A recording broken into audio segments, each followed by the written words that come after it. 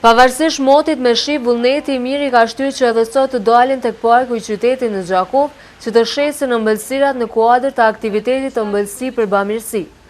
Ato thonë se në krahasim me ditët e tjera, interesimi i qytetarëve për këto produkte ka qenë më i vogël, por prapë mjaft i kënaqshëm.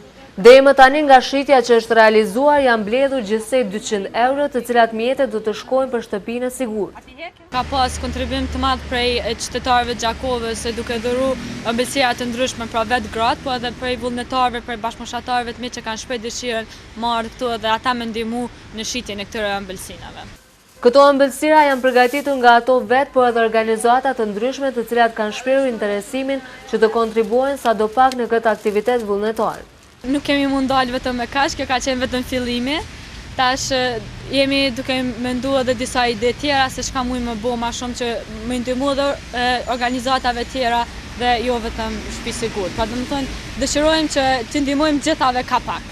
Aktiviteti ëmbëlsi për bamirësi ka filluar që nga data 18 e këtij muaji në qendër të qytetit të Gjakovës dhe sot ishte dita e fundit ku janë shitur këto ëmbëlsira.